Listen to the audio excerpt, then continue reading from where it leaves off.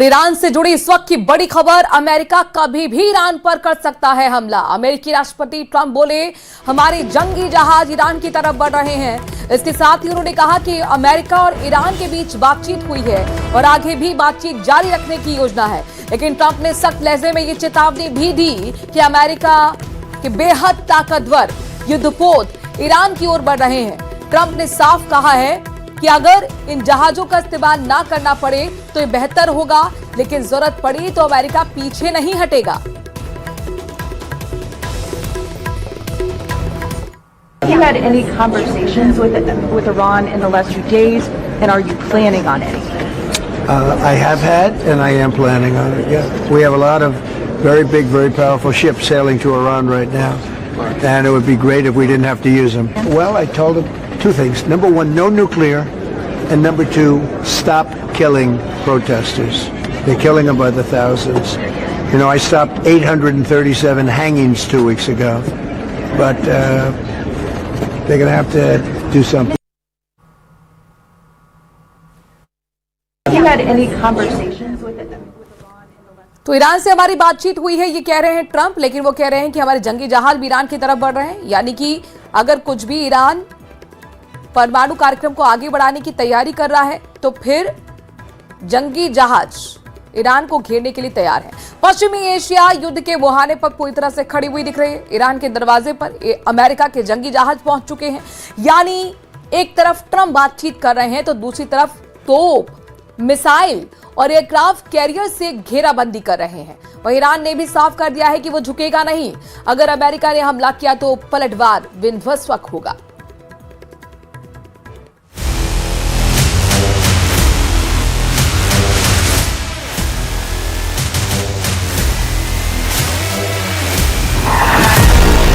युद्धपोत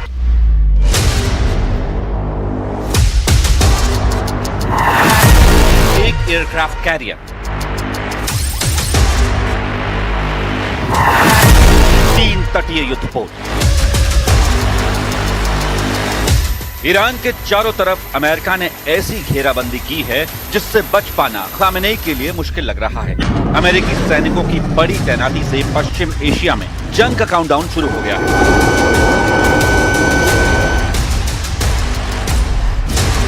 पिछले 48 घंटों में अमेरिका का नया विध्वंसक जहाज यूएसएस डिल्बर्ट डी ब्लैक पश्चिम एशिया में दाखिल हो चुका है। इसके साथ ही इस पूरे इलाके में अमेरिकी जंगी जहाजों की संख्या 6 हो गई है। एक aircraft carrier USS Abraham Lincoln पहले से तैनात है। मतलब साफ है, अमेरिका किसी भी हाल में पीछे हटने के मूड में नहीं है। इस बीच अमेरिकी राष्ट्रपति डोनाल्ड ट्रंप ने एक बार फिर से ईरान को हमले की बहुत बड़ी धमकी दी है, लेकिन ये भी इकरार किया है कि ईरान और अमेरिका में बातचीत भी हुई है। Have you had any conversations with Iran in the last few days, and are you planning on any?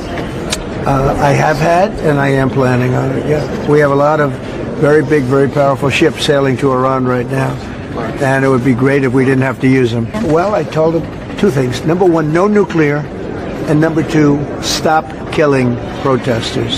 They're killing them by the thousands.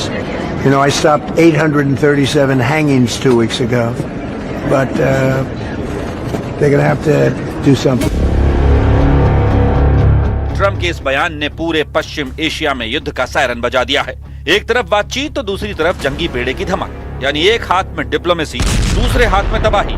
Trump की धमकी पर ईरान ने भी आंखें तरेरी। ईरान की तरफ से साफ साफ चेतावनी दी गई है। कहा गया कि बातचीत तभी होगी जब आपसी सम्मान होगा, और अगर अमेरिका ने दबाव डाला तो जवाब पहले से कहीं ज्यादा खतरनाक होगा। طرح‌های ابلاغی در واقع به این صورته که ما دیگه تعللی در پاسخگویی به دشمن نداشته باشیم. در گذشته به هر حال طرح‌ها متفاوت بود، باید ارزیابی‌های صورت می‌گرفت، دستوراتی صادر می‌شد. मतलब ये कि अमेरिका को ईरान ने खुली चुनौती दे दी है, जिसका अंजाम पश्चिम एशिया में बहुत बड़ी जंग के रूप में दिख रहा है। इस बीच अमेरिका के रक्षा मंत्री पीट हेग्सेथ ने भी युद्ध की आग में घी डालने का काम किया है। उन्होंने साफ कहा है कि राष्ट्रपति ट्रंप जो भी फैसला लेंगे, अमेरिकी सेना उसे लागू करने के लिए पूरी तरह तैयार है। मतलब अभी हमला नहीं हुआ है, लेकिन ट्रिगर पर उंगली रखी जा चुकी है। यानी एक चिंगारी और पूरे पश्चिम एशिया में बारूद ही बारूद की गंध। उसने अपनी एंटीशिप मिसाइल जिसका वारहेड ही 2 टन का है, हाइपरसोनिक मिसाइल है, कहा है कि हम इससे अमेरिका को वो नुकसान पहुंचाएंगे जो उसे अफगानिस्तान और वियतनाम के युद्ध में भी नहीं हुआ। यानी कि स्थिति इस समय दोनों तरफ केवल धमकियों की नहीं रह गई है। ऐसा लगता है कि no point of return.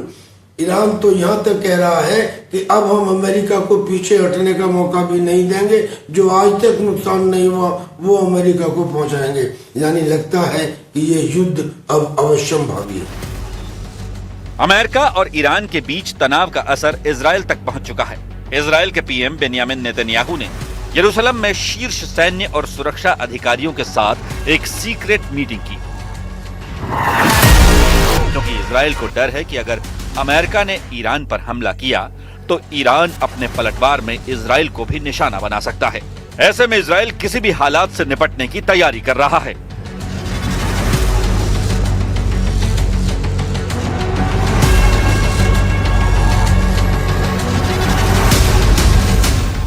America और ईरान के बीच चल रही तनातनी के बीच खाड़ी के मुस्लिम देश भी एक्टिव हैं।